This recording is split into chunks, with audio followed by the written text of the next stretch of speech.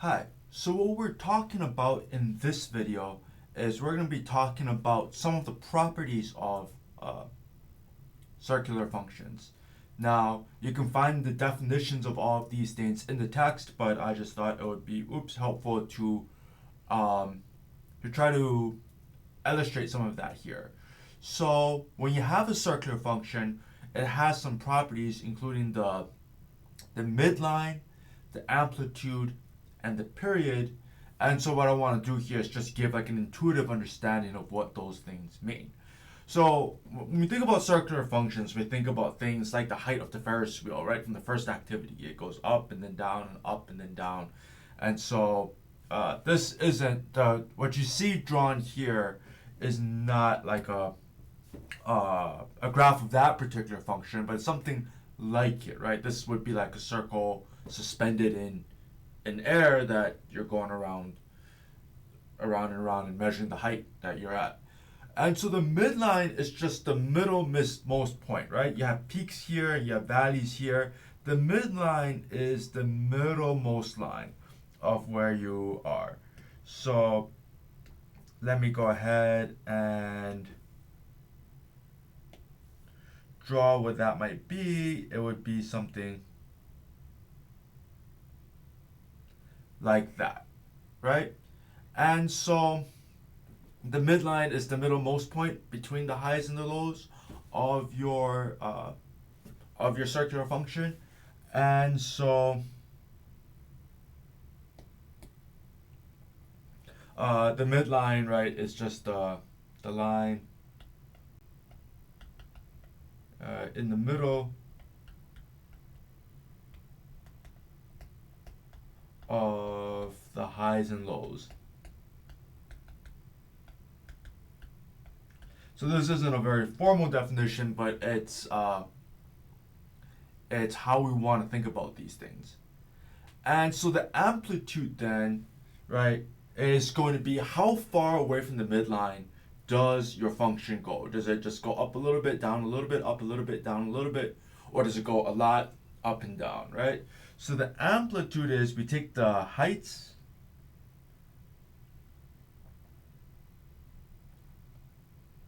and the troughs, and that should be the same, right? Because the midline is exactly in between, right? And so that distance A up and down, that is going to be our amplitude. So amplitude is the distance of highs and lows from midline. That's how we want to think about those things.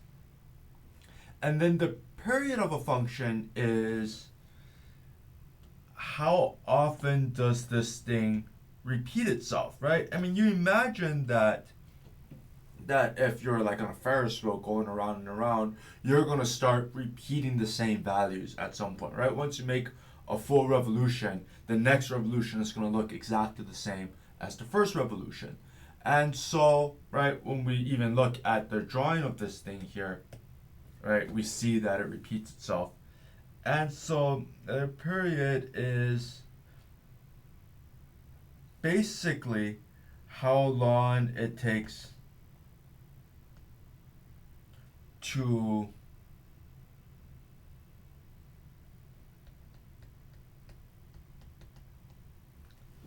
go from one arc of the cycle to the next. So you see here from this point to this point, that would be one period, and then that would be the same thing. And then if this continued on that way, that would be the same thing. So we go across, and the length of one of those cycles is the period of the function. So the length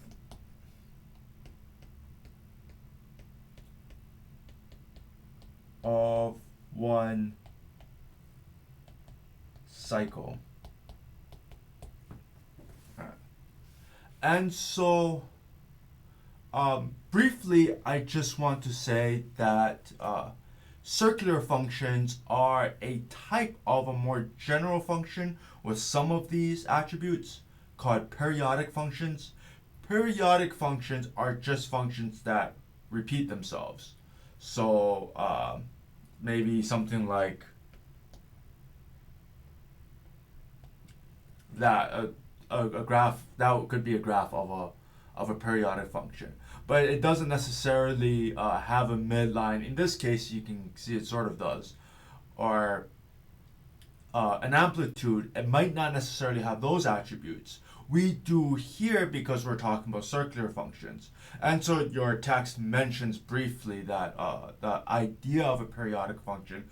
A periodic function is just any function that has a period, meaning any function that will repeat itself at some point over and over, and that length is fixed, right? You don't have like a long up and then a short down, or a long something, right? It's just the same fixed length. All right, and so if we want to look at an example of what such a function might be,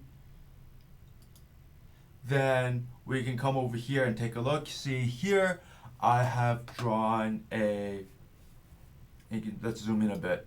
I have drawn a circular function.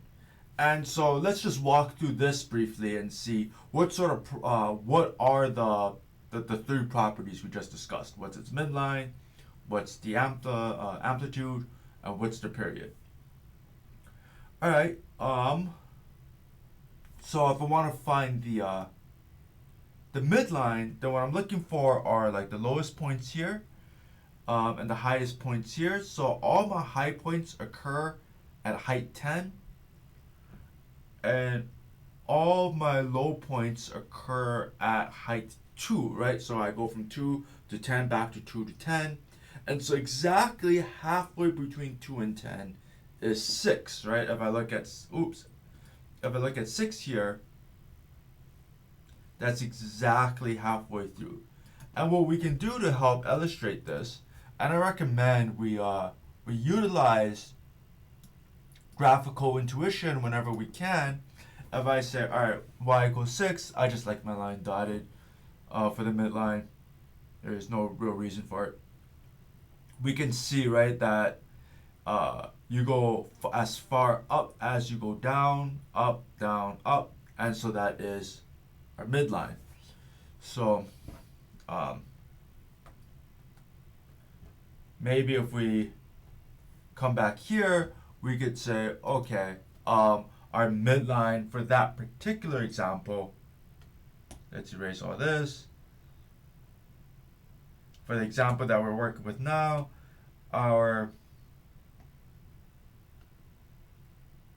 midline is y equals 6, right? That describes this midline. If I want to find the amplitude now, what I'm looking for is how far up and how far down, right? Does the function deviate from the midline? So at its highest point, it's 10, whose distance from the midline is 4, and at its lowest point, my height is 2, whose distance from the midline is also 4, and those should be the same because the midline's in the middle. So my amplitude is 4, right? I go up 4, I go down 4, that measures the amplitude. So if I go back, let me go back here, I can write the amplitude is